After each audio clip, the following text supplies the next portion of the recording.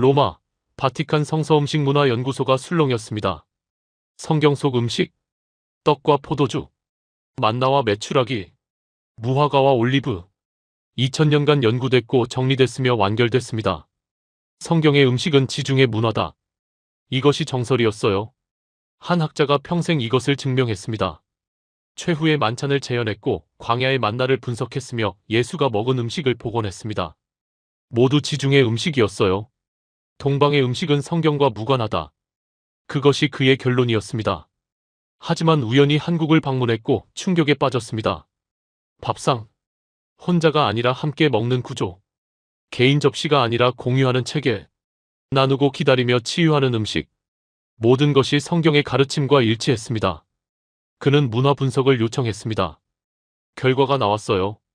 한국 음식 철학, 공동체 중심 구조, 발효 문화, 기다림과 믿음의 원리, 약식 동원 사상, 음식이 곧 치유, 성경의 식탁 개념과 99% 일치. 학계가 발칵 뒤집혔습니다. 그는 국제학회에서 선언했습니다. 예수의 가르침은 음식에 있었습니다. 함께 먹고 나누고 기다리는 것. 서양은 이것을 해석했지만 한국은 이것을 살아냈습니다. 2000년간 밥상 위에서요. 그리고 덧붙였습니다. 성경의 식탁은 사라지지 않았습니다. 그것은 한국 밥상 위에 남아 있었습니다. 떡을 떼며 나누던 예수의 정신이 김치를 담그며 기다리는 한국의 문화에 살아 있었습니다. 전 세계가 충격에 빠졌습니다. 성경의 식탁이 한국 음식에 구현돼 있었다니. 예수가 가르친 공동체가 한국 밥상에서 실천되고 있었다니. 도대체 무슨 일이 있었던 걸까요? 지금부터 공개합니다. 본격적인 이야기를 시작하기 전에 구독과 좋아요 한 번씩 부탁드립니다. 이 영상을 어디서 보고 계신지 댓글로 남겨주세요. 감동지의 채널의 멤버십 가입을 통해 영상 제작에 도움을 주시면 감사하겠습니다. 안녕하세요. 저는 마르코 로시입니다. 로마 그레고리안 대학교 성서음식문화학과 교수이자 바티칸 전례음식자문위원입니다. 제 전공은 성경 속 음식 연구예요. 특히 예수 시대의 식문화와 그 신학적 의미를 밝히는 일을 30년간 해왔습니다. 2024년 가을, 로마 제 연구실 책장에는 성경 음식 관련 책들이 가득했어요. 최후의 만찬과 유월절 음식, 광야의 만나, 예수가 먹은 생선과 떡. 모두 제가 연구하고 복원한 것들이었죠. 책상 위에는 제 최신 저서가 놓여 있었습니다. 제목은 예수의 식탁, 지중해 음식 문화의 신학. 서문을 읽었습니다. 성경의 음식은 지중해 문화권에 속한다. 떡은 밀로 만들었고 포도주는 포도로 빚었으며 올리브유는 지중해 특산물이다. 예수가 먹은 생선은 갈릴리 호수의 물고기였고 무화과는 팔레스타인 과일이었다. 모든 성경 음식은 이미 연구됐고 복원됐으며 신학적 의미가 밝혀졌다. 동방의 음식 문화는 성경과 무관하다. 이것이 제 결론이었습니다. 30년간 똑똑똑 문을 두드리는 소리에 고개를 들었습니다. 제 조교 루카가 들어왔어요. 교수님, 오늘 강의 준비되셨어요? 응, 최후의 만찬 재현이었지? 맞아요. 자료를 정리하며 일어섰습니다. 오후 2시, 실습실에서 학생 30명 앞에서 시연을 시작했어요. 테이블 위에 준비된 재료들. 무교병, 포도주, 허브, 올리브, 양고기. 오늘은 최후의 만찬을 재현하겠습니다. 학생들이 집중했습니다. 예수는 유월절 만찬을 드셨습니다. 유월절 음식은 정해져 있었죠. 무교병을 들어보였어요. 누룩 없는 떡입니다. 이집트 탈출을 기념하는 음식이죠. 예수는 이 떡을 들어 축사하시고 떼어서 제자들에게 나눠주셨습니다. 떡을 떼어 학생들에게 나눠줬습니다. 다음은 포도주입니다. 잔에 포도주를 따랐어요. 이것도 유월절 의식의 일부였습니다. 예수는 이 잔을 새 언약이라고 하셨죠. 학생들이 시음했습니다. 이것이 최후의 만찬입니다. 지중해 유월절 전통 그대로입니다. 한 학생이 손을 들었습니다. 교수님, 다른 지역 음식은 어떤가요? 무슨 뜻이죠? 동양이나 아프리카 같은 곳이요? 성경과 무관합니다. 단호하게 답했어요. 성경은 지중해 문화권 책입니다. 예수는 중동에서 사셨고 제자들도 지중해를 중심으로 활동했습니다. 동방 음식은 성경시대 이후에 전해졌을 뿐입니다. 다른 학생이 물었습니다. 한국 음식은 어떤가요? 한국이요? 웃음이 나왔습니다. 한국 음식은 맵고 발효된 민속 음식입니다. 김치, 된장 같은 거죠. 성경과는 전혀 상관없습니다. 학생들이 고개를 끄덕였습니다. 강의가 끝나고 연구실로 돌아왔을 때 루카가 조심스럽게 물었습니다. 교수님, 정말 동방 음식은 성경과 무관한가요? 왜 그렇게 생각해? 음식 문화는 전파되잖아요. 루카, 30년간 연구했어. 성경 음식은 다 밝혀졌어. 루카는 더 이상 말하지 않았습니다. 저녁, 집으로 돌아와 서재에 앉아 성경을 펼쳤습니다. 마가복음 14장을 천천히 읽었어요. 최후의 만찬 장면. 그들이 먹을 때에 예수께서 떡을 가지사 축복하시고 떼어 제자들에게 주시며 이르시되 받으라, 이것은 내 몸이니라 하시고, 또 잔을 가지사 감사 기도하시고 그들에게 주시니 다 이를 마시매. 읽고 또 읽었습니다. 떡을 떼어 나눔, 잔을 함께 마심. 이미 다 연구했어. 신학적 의미도 다 밝혀졌고. 고개를 저으며 책을 덮었습니다. 며칠 후 국제성서학회에서 이메일이 왔습니다. 제목은 동서 음식문화 비교 특별 세션 초청. 로시 교수님, 내년 봄 서울에서 열리는 학회에 초대합니다. 주제는 성경 음식 문화와 동아시아 음식 전통의 비교이며 특별히 한국 발효 음식과 성경적 기다림의 연결성을 논의하고자 합니다. 읽고 나서 어이가 없었습니다. 발효 음식과 성경을 연결하다니 억지야. 답장을 고민했습니다. 거절하고 싶었지만 바티칸 자문위원이라는 직함 때문에 어려웠어요. 답장을 보냈습니다. 초대 감사합니다. 참석하겠습니다. 하지만 솔직히 말씀드리면 성경 음식은 지중해 문화이며 동아시아 음식과는 본질적으로 다르다고 봅니다. 하지만 그때는 몰랐습니다. 그 확신이 완전히 무너질 줄은. 6개월 후 인천국제공항에 도착했습니다. 14시간의 긴 비행 끝이었어요. 봄이었습니다. 5월 초 입국장을 나오자 한 남성이 팻말을 들고 서 있었습니다. 마르코 로시 교수님. 다가가자 그가 공손하게 인사했습니다. 교수님, 박준호입니다. 연세대학교 음식신학연구소 소장입니다. 반갑습니다. 먼 길 오시느라 고생 많으셨습니다. 학회 전에 한국 전통 음식을 보여드리고 싶습니다. 한국 음식이요? 네, 직접 경험하시면 이해가 빠르실 겁니다. 약간 피곤했지만 고개를 끄덕였습니다. 차로 1시간을 달려 전주 한옥마을에 도착했어요. 전통 한정식집. 방으로 안내됐습니다. 상이 들어왔어요. 깜짝 놀랐습니다. 30가지가 넘는 반찬. 밥, 국, 김치, 나물, 생선, 고기. 한 상에 다 올라와 있었습니다. 이게 다 한 사람 것입니까? 아니요, 함께 먹는 겁니다. 박 소장이 설명했습니다. 한국 밥상은 개인 접시가 없습니다. 모두 함께 나눠 먹습니다. 같은 반찬을 같은 그릇에서요. 손이 멈췄습니다. 함께 먹는다고요? 네, 이것이 한국 식문화입니다. 왜 그렇게 합니까? 공동체니까요. 밥은 혼자 먹는 게 아니라 함께 먹는 거라고 생각합니다. 제 손이 떨렸습니다. 성경 구절이 떠올랐어요. 사도행전 2장 46절. 날마다 마음을 같이하여 성전에 모이기를 힘쓰고 집에서 떡을 떼며 기쁨과 순전한 마음으로 음식을 먹고 함께 먹음. 초대교회의 특징. 교수님, 드십시오. 박 소장이 권했습니다. 젓가락을 들었어요.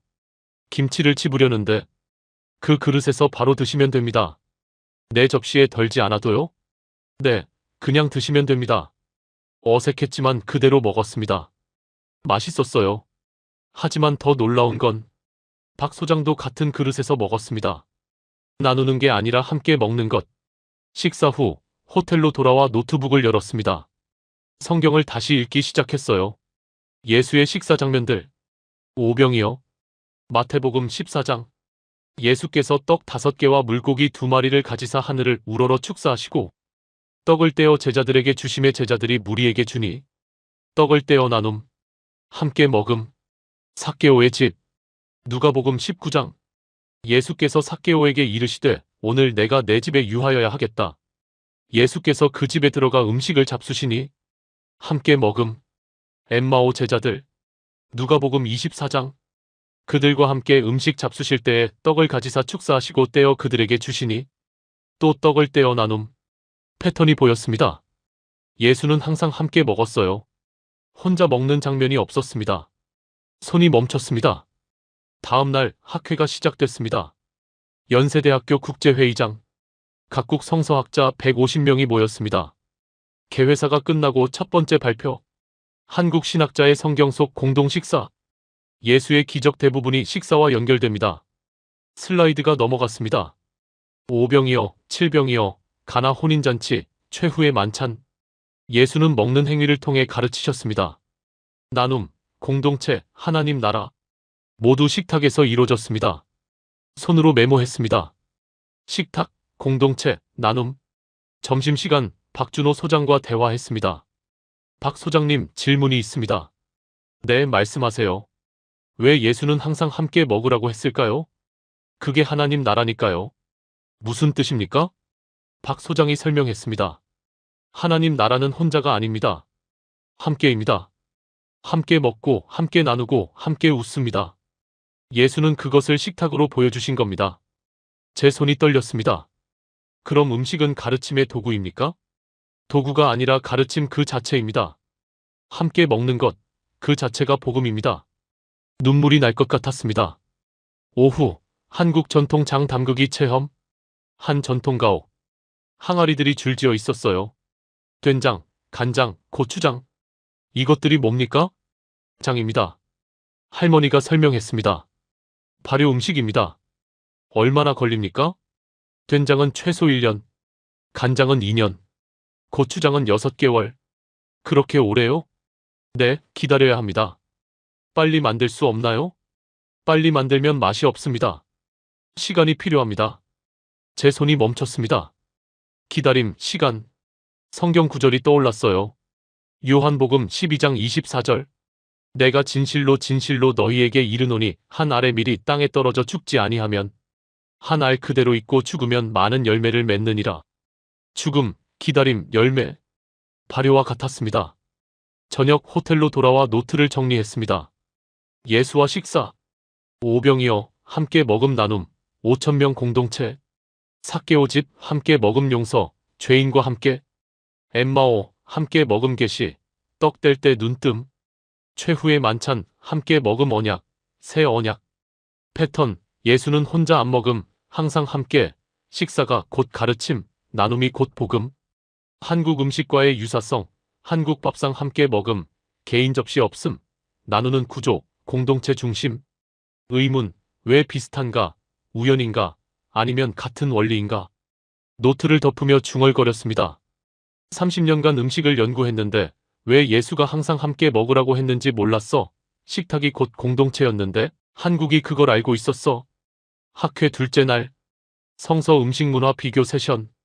제가 발표자로 나섰습니다. 오전 10시 무대에 올랐어요. 제목은 최후의 만찬, 지중해 6월절 전통. 슬라이드가 시작됐습니다. 최후의 만찬 그림. 레오나르도 다빈치 작품. 예수의 마지막 식사는 6월절 만찬이었습니다. 청중이 집중했습니다. 6월절 음식은 정해져 있었습니다. 슬라이드를 넘겼어요. 무교병, 쓴 나물, 양고기, 포도주. 이것이 6월절 전통입니다. 예수는 이 전통을 따르셨고 떡과 포도주에 새 의미를 주셨습니다. 다음 슬라이드. 이것은 지중해 음식 문화입니다. 밀 문화권, 포도 문화권, 올리브 문화권. 성경의 모든 음식이 여기에 속합니다. 한 청중이 손을 들었습니다. 한국 음식학자였어요. 교수님, 질문하겠습니다. 네, 말씀하세요. 예수의 식탁에서 가장 중요한 것이 뭡니까? 떡과 포도주입니다. 그것만입니까? 무슨 뜻입니까? 구조는 중요하지 않습니까? 구조요? 네, 어떻게 차려지고 어떻게 먹는지. 손이 멈췄습니다. 그것도 중요하지만 음식 자체가 더 중요합니다. 정말 그럴까요? 청중이 웅성거렸습니다. 발표가 끝나고 휴식 시간. 박준호 소장이 다가왔습니다. 교수님, 오늘 점심 함께 하시겠어요? 어디서요? 전통 밥집입니다. 좋습니다.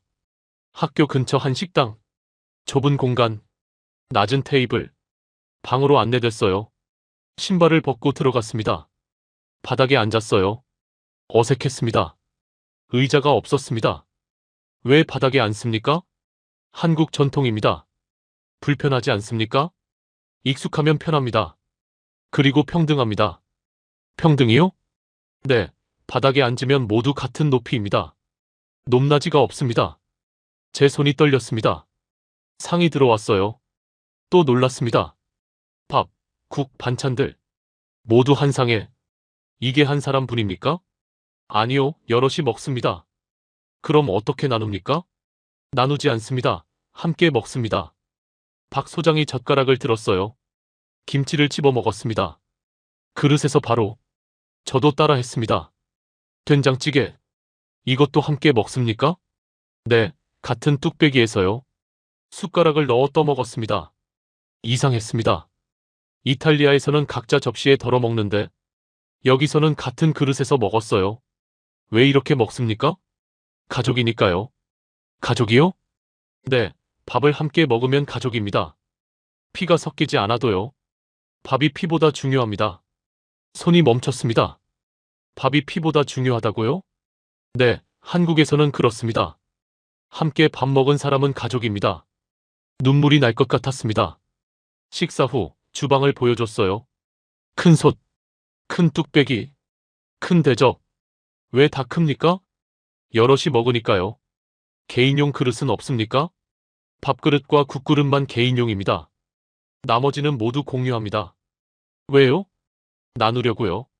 이것이 한국 밥상입니다. 제 손이 떨렸습니다. 오후 전통시장을 방문했습니다. 광장시장, 좁은 골목, 음식 가게들. 한 떡집에 들어갔어요. 떡들이 가득. 이것은 뭡니까? 시루떡입니다. 언제 먹습니까? 나눠 먹습니다. 주인이 설명했습니다. 좋은 일 있으면 떡해서 이웃에 나눠줍니다. 왜요? 함께 기뻐하려고요. 혼자 먹지 않습니까? 혼자 먹으면 복이 없습니다. 나눠야 복이 옵니다. 손으로 입을 막았습니다. 다음은 김밥 가게. 긴 김밥. 한 줄로 길게. 이것은요? 김밥입니다. 왜 이렇게 깁니까? 썰어서 나눠 먹으려고요. 한 줄을 여럿이요? 네, 소풍 갈 때. 가족끼리 나눠 먹습니다. 제 손이 떨렸습니다. 저녁 한 가정집을 방문했습니다. 박 소장의 소개로 4인 가족. 저녁 식사 시간. 식탁이 차려졌어요. 밥, 국, 반찬. 하지만 이상한 점이 있었습니다. 왜 순서대로 앉습니까? 어른이 먼저, 아이가 나중입니다. 아버지가 설명했습니다. 질서입니다. 하지만 차별은 아닙니다. 역할의 차이일 뿐입니다. 밥을 먹기 전에 기다립니다. 누구를요? 할머니를요? 할머니가 오셔야 먹습니다. 할머니가 오셨어요. 자리에 앉으셨습니다. 그제야 모두 수저를 들었습니다. 왜 기다립니까? 함께 먹어야 하니까요. 혼자 먼저 먹으면 안 됩니다. 이것이 우리 밥상입니다. 눈물이 흘렀습니다. 호텔로 돌아와 노트를 정리했습니다. 한국 밥상의 특징. 구조, 바닥에 앉은 평등, 같은 높이, 낮은 자세, 겸손. 그릇, 큰 그릇 공유, 개인 접시 최소, 함께 먹는 설계, 나눔 중심. 순서, 어른 먼저 질서, 함께 시작 공동체, 기다림 배려, 역할 존중. 음식, 떡 나눔 기쁨 공유, 김밥 나눔 가족. 모든 음식 함께, 혼자 먹기 금기. 철학, 밥이 피보다 중요, 함께 먹으면 가족. 나눔이 복, 공동체가 본질. 성경과의 일치, 예수 함께 먹음, 제자들과 나눔, 5,000명과 나눔, 식탁이 공동체. 깨달음, 한국 밥상은 요리가 아니다. 공동체 설계다. 나눔의 구조다. 예수의 식탁과 같다. 노트를 덮으며 중얼거렸습니다. 30년간 음식 자체만 봤는데 구조를 봐야 했어. 무엇을 먹는가가 아니라 어떻게 먹는가. 한국 밥상이 그걸 보여줘. 이건 요리가 아니라 공동체 설계야. 학회가 끝난 다음 날 박준호 소장의 제안으로 김치박물관을 방문했습니다. 서울 인사동 작은 박물관, 김치 역사 전시관. 첫 전시물, 고대 김치. 김치는 2000년 이상 된 음식입니다. 안내원이 설명했습니다. 처음엔 단순히 소금에 절인 채소였습니다. 하지만 시간이 지나며 발효 음식이 됐습니다. 발효요? 네, 미생물이 채소를 변화시킵니다. 얼마나 걸립니까? 최소 2주에서 한 달. 어떤 것은 몇 달씩도 걸립니다. 손이 멈췄습니다. 그렇게 오래요? 네, 기다려야 합니다. 다음 전시실, 김장 문화. 큰 사진들. 여러 사람이 함께 김치를 담그는 모습. 김장은 겨울을 준비하는 행사입니다. 온 가족이 모입니다. 이웃도 함께 합니다. 며칠씩 걸립니다. 왜 그렇게 오래 걸립니까? 많이 담그니까요. 겨울 내내 먹을 양을요. 그리고 나눠주기도 합니다. 나눠줘요? 네, 이웃에게. 특히 혼자 사는 어르신들께. 김장이 끝나면 나눕니다. 제 손이 떨렸습니다. 마지막 전시실, 발효과학, 현미경 사진들, 미생물. 발효는 미생물의 작용입니다. 과학자가 설명했습니다. 유산균이 채소를 분해합니다. 새로운 맛과 영양이 생깁니다.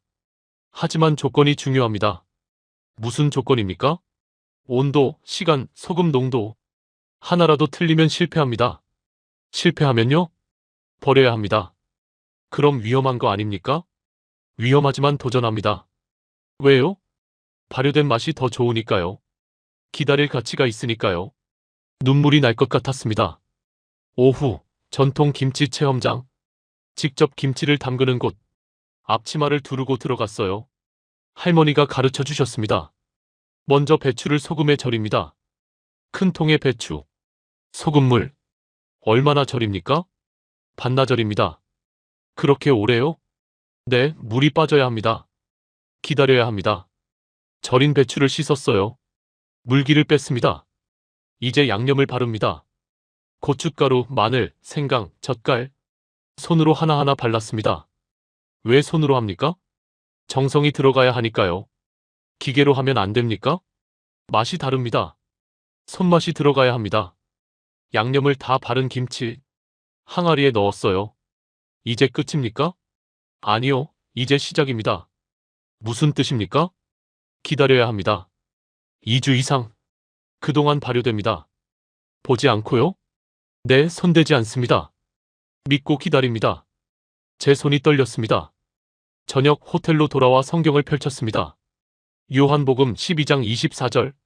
내가 진실로 진실로 너희에게 이르노니 한 알의 밀이 땅에 떨어져 죽지 아니하면 한 알 그대로 있고 죽으면 많은 열매를 맺느니라. 한 알의 밀, 땅에 떨어짐, 죽음, 기다림, 열매. 김치와 같았습니다. 배추를 소금에 절임, 죽이는 것, 항아리에 묻음, 땅에 묻는 것, 2주 기다림, 발효, 새로운 맛, 열매. 손이 떨렸습니다. 갈라디아서 5장 22절. 오직 성령의 열매는 사랑과 희락과 화평과 오래 참음과 자비와 양선과 충성과 오래 참음, 인내, 기다림, 발효의 원리. 고린도전서 15장 36절. 어리석은 자여 내가 뿌리는 것이 죽지 않으면 살아나지 못하겠고 죽지 않으면 살아나지 못함. 절이지 않으면 발효되지 않음. 같은 원리였습니다. 노트를 펼쳤습니다. 김치의 과정. 1단계 절임, 배추를 소금물에, 반나절 기다림, 죽이는 과정, 성경 씨앗 땅에 떨어짐. 2단계 양념, 손으로 정성껏, 정성과 시간, 준비 과정, 성경 씨 뿌리는 자. 3단계 묻음, 항아리에 넣음, 어둠 속에, 보이지 않음, 성경 땅에 묻힘. 4단계 기다림, 2주 이상, 손대지 않음, 믿음, 성경 인내. 5단계 변화, 발효, 새로운 맛, 영양 증가, 성경 부활 열매. 6단계 나눔, 가족과 이웃, 함께 먹음, 기쁨, 성경 추수잔치. 김치의 신학, 기다림의 신학, 인내의 신학, 믿음의 신학, 죽음과 부활의 신학. 왜 한국인은 이해하나? 김치로 배웠으니까. 어릴 때부터 기다림을 경험, 발효를 믿음, 보이지 않는 변화를 신뢰, 성경의 원리를 음식으로 안. 깨달음, 김치는 단순한 반찬이 아니다. 기다림의 신학이다.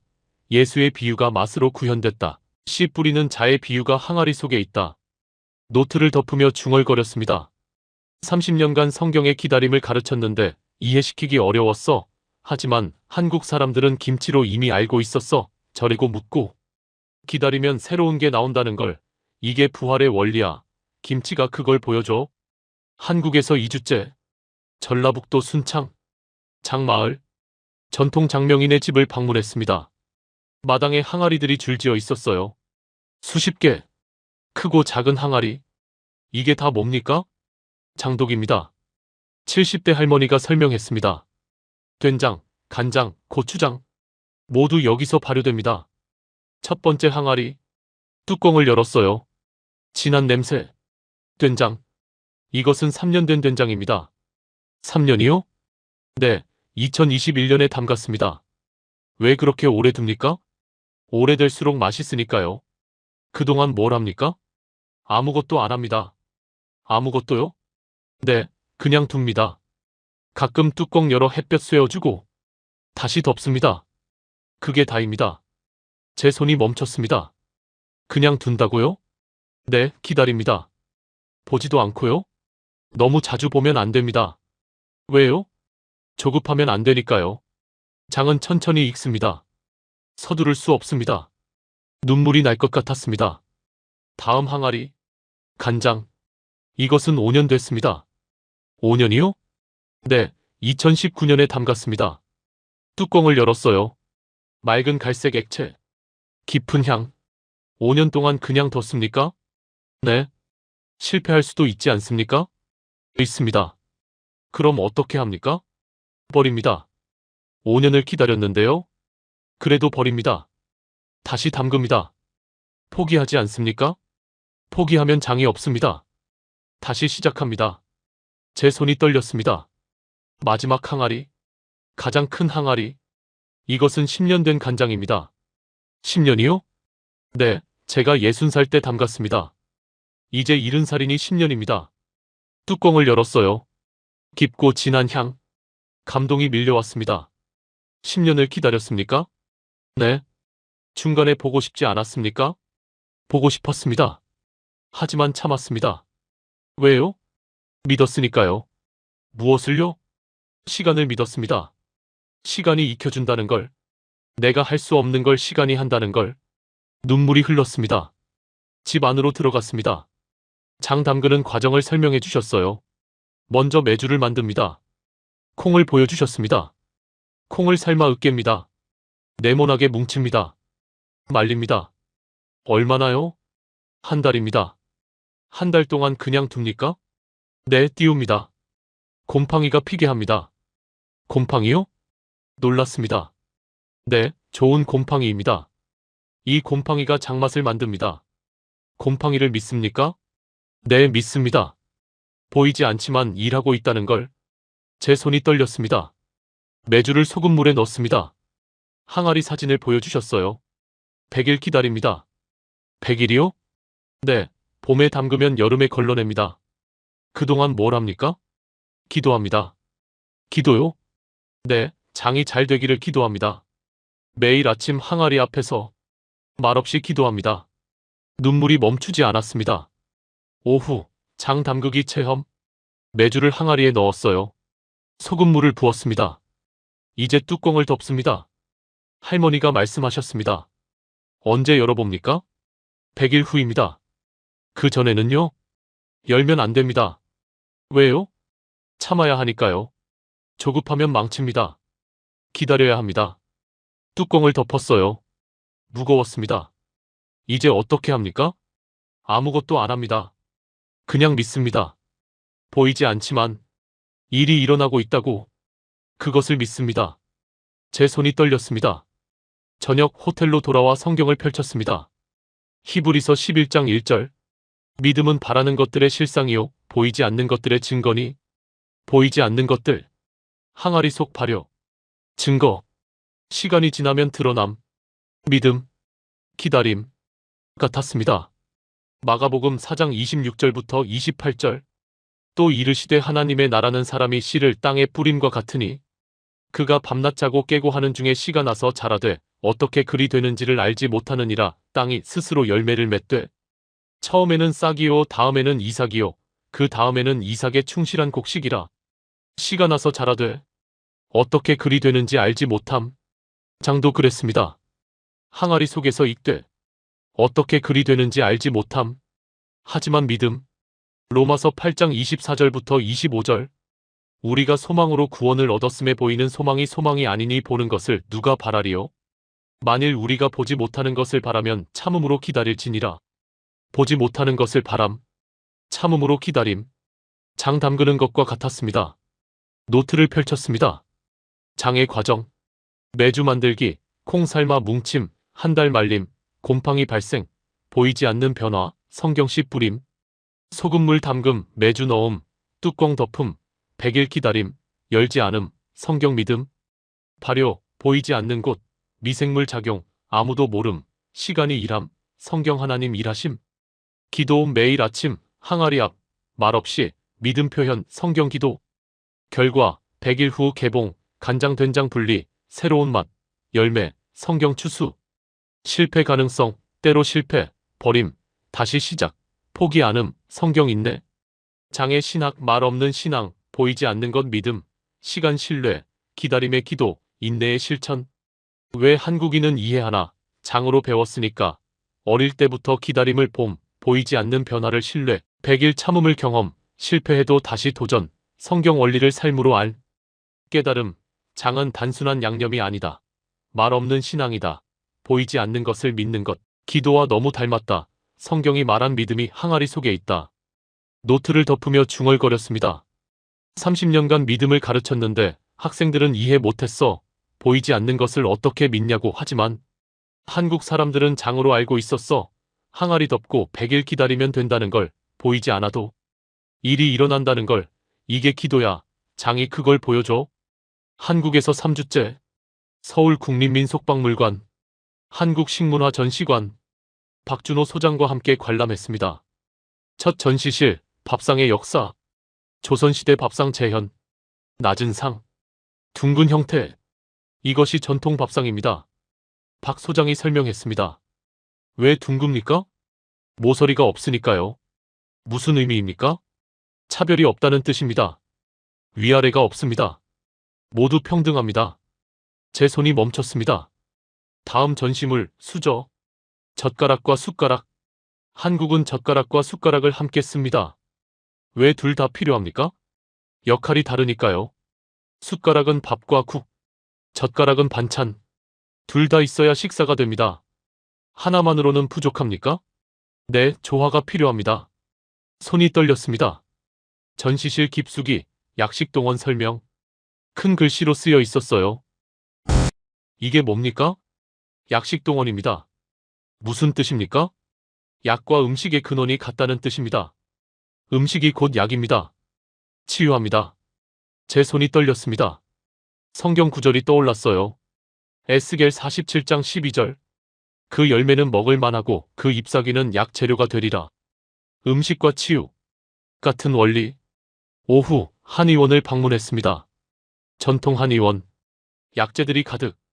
한의학에서 음식은 무엇입니까? 한의사에게 물었습니다. 치유입니다. 약과 같습니까? 약보다 중요합니다. 왜요? 매일 먹으니까요. 약은 아플 때만 먹지만 음식은 매일 먹습니다. 그래서 더 중요합니다. 어떤 음식이 좋습니까?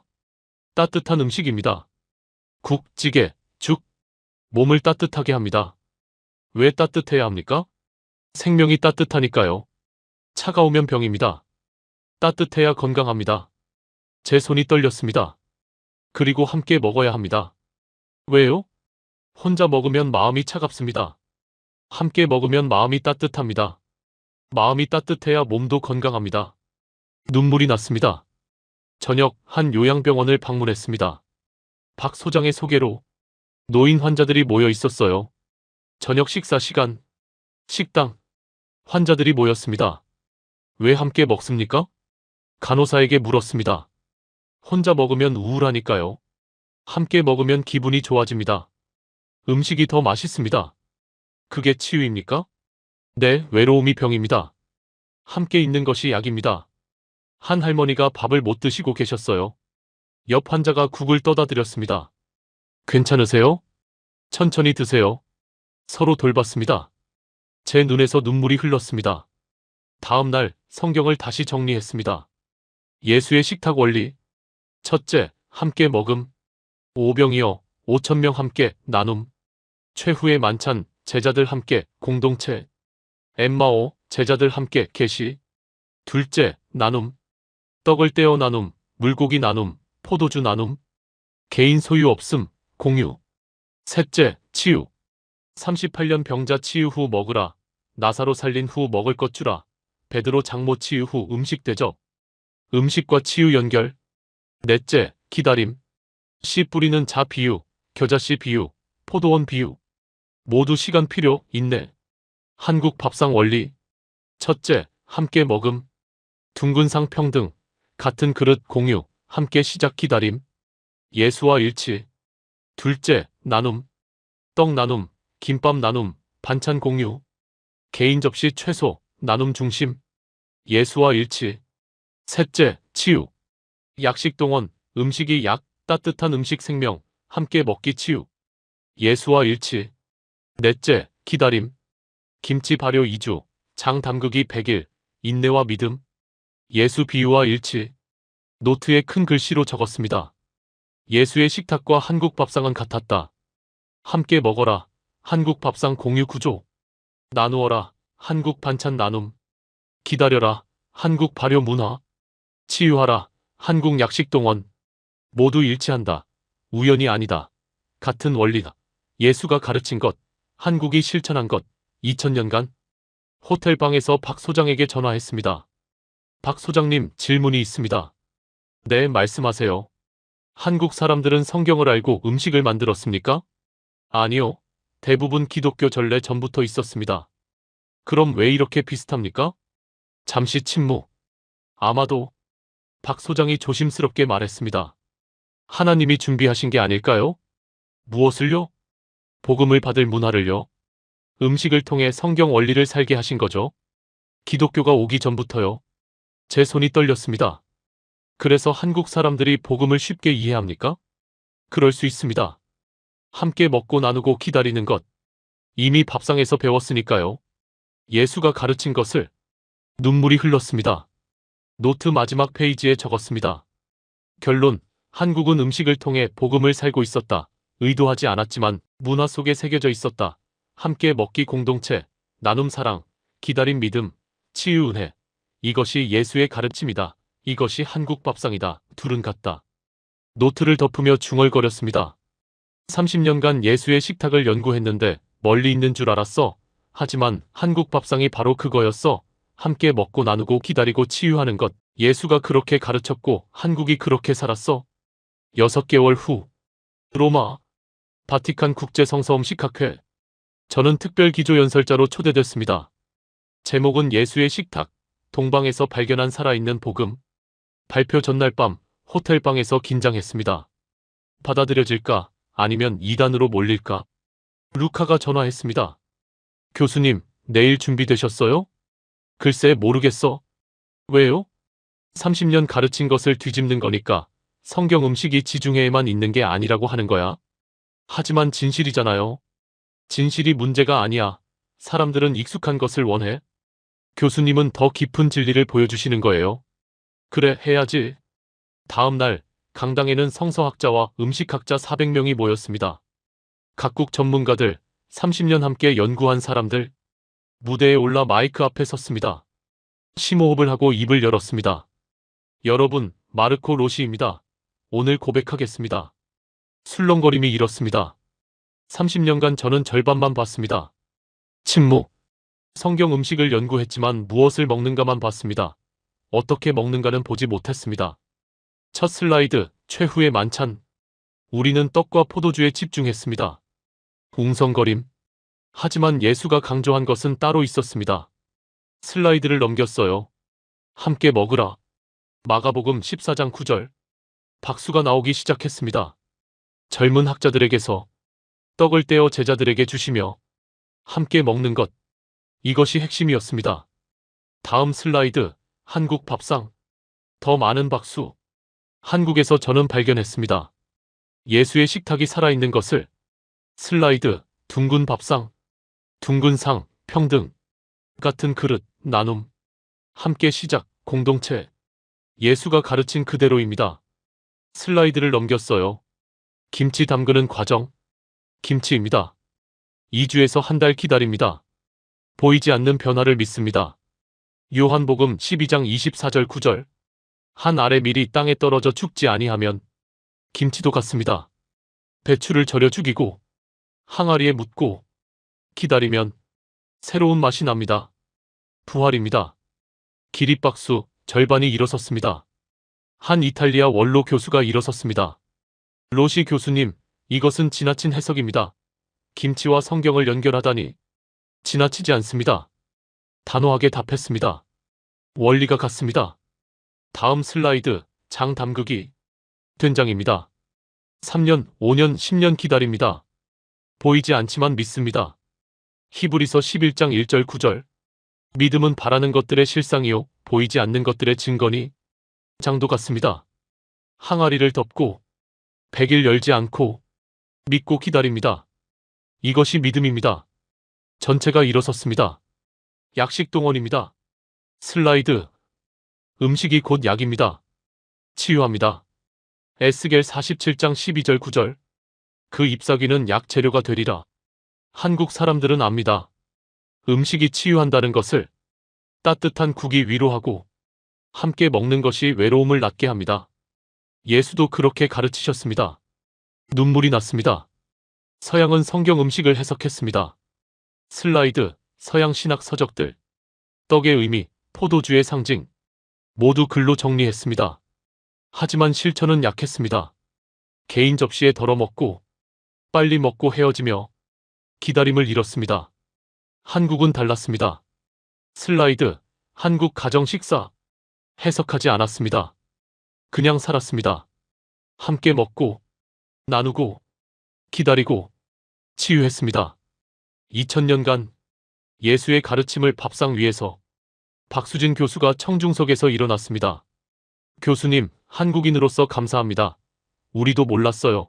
우리 밥상이 복음이었다는 걸. 이제 아셔야 합니다. 목소리가 떨렸습니다. 한국 밥상은 단순한 음식이 아닙니다. 예수의 식탁입니다. 떡을 떼며 나누던 그 식탁이 한국 밥상 위에 남아 있습니다. 함께 먹는 구조로, 나누는 문화로, 기다리는 발효로, 치유하는 철학으로. 폭풍 같은 박수. 성경의 음식은 레시피가 아닙니다. 슬라이드. 예수와 제자들. 삶의 방식입니다. 함께 사는 법입니다. 서로 나누는 법입니다. 인내하며 기다리는 법입니다. 서양은 이것을 해석했지만 한국은 이것을 살아냈습니다. 의도하지 않았지만 문화 속에 새겼습니다. 하나님이 준비하신 겁니다. 복음을 쉽게 받을 민족을. 손을 모았습니다. 여러분, 저는 30년간 틀렸습니다. 침묵. 성경 음식을 지중해에서만 찾았습니다. 하지만 원리는 어디에나 있었습니다. 특히 한국에 예수가 가르친 식탁이 한국 밥상으로 살아 숨쉬고 있었습니다. 전체가 일어섰습니다. 발표가 끝나고 복도에서 학자들이 몰려들었습니다. 교수님, 정말 확신하십니까? 확신합니다. 30년 연구의 결론입니다. 우리도 한국 음식을 연구해야 합니까? 연구해야 합니다. 예수의 식탁을 이해하려면요. 어떻게요? 레시피가 아니라 구조를 보고, 음식이 아니라 문화를 배우고, 해석이 아니라 실천을 연구하십시오. 루카가 다가왔습니다. 교수님, 대성공이었어요. 고마워, 루카. 앞으로 어떻게 하실 거예요? 책을 다시 쓰겠어. 예수의 식탁을 제대로 설명하려고. 그날 밤 호텔에서 노트 마지막 페이지를 펼쳤습니다. 예수의 식탁 최종 결론. 서양의 접근, 해석 중심, 신학적 의미, 상징 연구, 글로 정리, 실천 약함. 한국의 접근, 삶 중심, 문화적 실천, 구조 구현, 몸으로 실천, 해석 약하지만 실천 강함. 결과, 서양 이론 발달, 하지만 식탁 문화 약화, 개인주의 심화, 공동체 약함. 한국 이론 약함, 하지만 식탁 문화 강함, 공동체 중심, 나눔 생활화. 핵심, 예수는 해석을 원하지 않았다. 실천을 원했다. 함께 먹고 나누고 기다리고 치유하기를. 한국이 그것을 했다. 2000년간 밥상 위에서. 펜을 들어 마지막 문장을 적었습니다. 30년간 성경 음식을 연구했지만 음식 자체만 봤다. 구조를 봐야 했다. 서양은 떡과 포도주를 해석했지만 한국은 함께 먹고 나누는 것을 살았다. 예수의 식탁은 사라지지 않았다. 그것은 한국 밥상 위에 남아 있었다. 학회가 끝난 다음 날 아침, 혼자 로마 거리를 걸었습니다. 콜로세움을 지나 트레비 분수를 거쳐 산타마리아 성당으로, 초대교회 유적지, 지하 카타콤, 예수를 따르던 사람들이 숨어 예배하던 곳, 벽화가 남아 있었어요. 최후의 만찬 그림, 예수와 제자들 한 상에 둘러앉아 떡을 떼는 장면 오래 바라봤습니다. 함께 먹는 것 중얼거렸어요. 이것이 핵심이었구나. 무릎을 꿇었습니다. 기도했습니다. 주님, 30년을 헤맸습니다. 목소리가 떨렸어요. 성경 음식을 연구했습니다. 무엇을 먹었는지만 찾았습니다. 하지만 당신은 어떻게 먹는지를 가르치셨습니다. 눈물이 흘렀습니다. 함께 먹으라고, 나누라고, 기다리라고, 치유하라고. 해가 지하로 비쳤습니다. 작은 창문을 통해 한국에서 찾았습니다. 당신의 식탁을 2000년 전 모습 그대로 함께 먹고 나누는 것을 손을 모았습니다. 용서하십시오.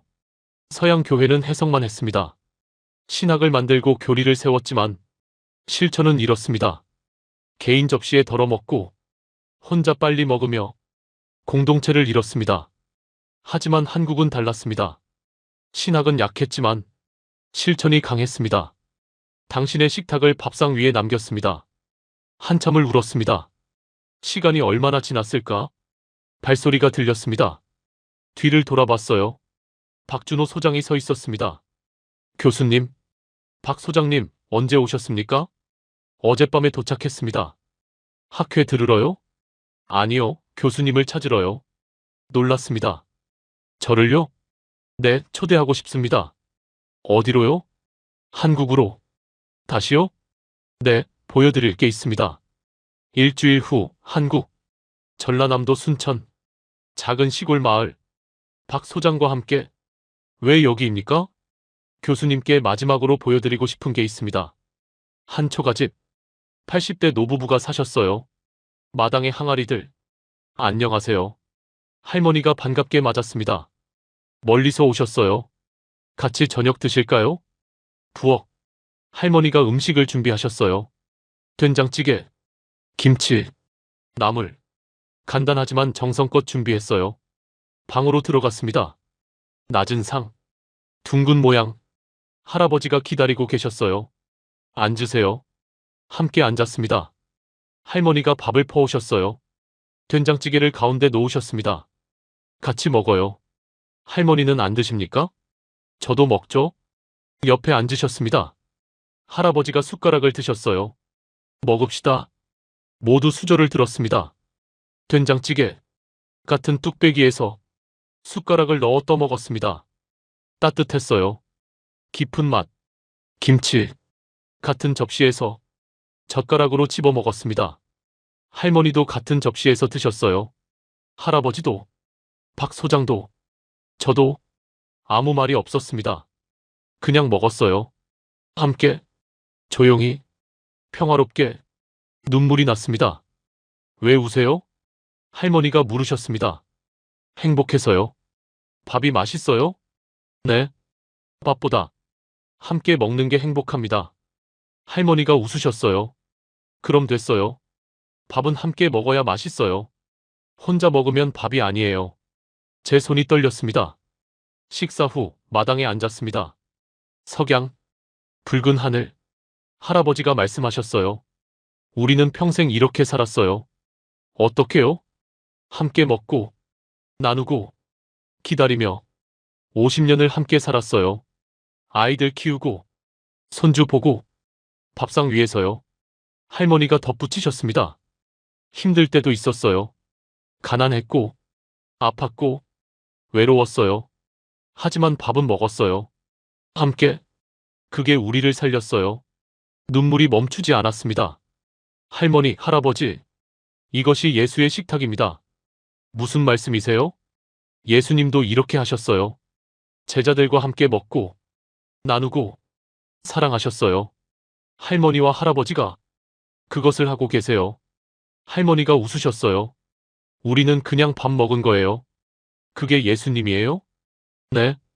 예수님이 여기 계십니다. 이 밥상 위에. 다음 날 인천공항 출국장. 박준호 소장과 작별 인사. 교수님, 다시 오세요. 꼭 오겠습니다. 이곳은 이제 제 성지입니다. 성지요? 네, 예수의 식탁이 살아있는 곳이니까요. 박 소장이 포옹했습니다. 교수님, 진리를 증언해 주셔서 감사합니다. 제가 감사합니다. 예수의 식탁을 다시 발견하게 해주셔서. 비행기 안, 창밖을 봤습니다. 한반도가 멀어졌어요. 예수의 식탁이 살아있는 땅, 함께 먹고 나누는 민족. 노트북을 열었습니다. 새 책 원고, 예수의 식탁, 한국 밥상에서 찾은 복음. 에필로그를 쓰기 시작했습니다. 30년간 나는 성경 음식을 연구했다. 떡과 포도주를 분석했고 6월절 만찬을 복원했으며 예수가 먹은 음식을 찾았다. 하지만 가장 중요한 것을 놓쳤다. 함께 먹는 것, 나누는 것, 기다리는 것, 치유하는 것. 한국에서 나는 그것을 발견했다. 둥근 밥상 위에서 같은 그릇을 나누며 김치를 기다리고 장을 믿으며 함께 먹는 것으로 치유하는 것을. 이것이 예수의 식탁이었다. 레시피가 아니라 삶의 방식이었다. 서양은 이것을 해석했지만 한국은 이것을 살았다. 의도하지 않았지만 문화 속에 새겼다. 마지막 문장을 썼습니다. 예수는 십자가에서 돌아가셨지만 그의 식탁은 사라지지 않았다. 제자들이 이어갔고 초대교회가 지켰으며 2000년을 흘러 한국 밥상 위에 남았다. 함께 먹고 나누고 기다리며 치유하는 그 식탁이 시골 마을 노부부의 저녁상에, 요양병원 할머니들의 점심상에, 평범한 가정의 아침상에 여전히 차려지고 있다. 예수의 식탁은 끝나지 않았다. 계속되고 있다. 한국에서. 저장. 눈을 감았습니다. 목에 찬 십자가 목걸이를 만졌습니다. 기도했습니다. 주님, 감사합니다. 30년 만에 깨닫게 하시고 틀렸던 저를 바로잡아 주시고 당신의 식탁이 무엇인지 알게 하셨습니다. 이제 가르치겠습니다. 학생들에게 세상에 성경 음식은 레시피가 아니라 삶이라고, 함께 먹고 나누고 기다리며 치유하는 것이라고, 그리고 그것이 한국에서 아직 계속되고 있다고. 감사합니다. 창밖으로 해가 떠올랐습니다. 새로운 날, 새로운 이해, 밥상처럼, 함께처럼, 예수의 식탁처럼. 오늘 이 영상이 여러분께 깊은 울림을 전했기를 바랍니다. 30년간 성경 음식을 연구했던 한 학자가 한국에서 발견한 진실은 음식이 무엇인가가 아니라 어떻게 먹는가였다는 것입니다. 예수는 제자들과 함께 먹고 떡을 떼어 나누며 기다림을 가르치고 음식으로 치유하셨습니다. 서양 교회는 2000년간 이것을 신학으로 해석했지만 실천은 약해졌습니다. 하지만 한국은 둥근 밥상에서 함께 먹고 같은 그릇을 나누며 김치와 장을 기다리고 약식동원으로 치유하며 예수의 식탁을 문화 속에 살려왔습니다. 함께 먹으면 가족이 되고 나누면 복이 오며 기다리면 새로운 맛이 나고 따뜻한 음식은 마음을 치유합니다. 이것이 예수가 가르친 하나님 나라였고 한국 밥상이 2000년간 실천해온 복음이었습니다. 예수의 식탁은 사라지지 않았고 한국 밥상 위에서 지금도 계속되고 있습니다. 이 영상이 전하는 메시지에 공감하셨다면 소중한 응원과 함께 여러분의 생각을 댓글로 남겨주세요. 구독과 좋아요는 다음 영상 제작에 큰 도움이 됩니다. 감동지혜 채널의 멤버십 가입을 통해 영상 제작에 도움을 주시면 감사하겠습니다. 감사합니다.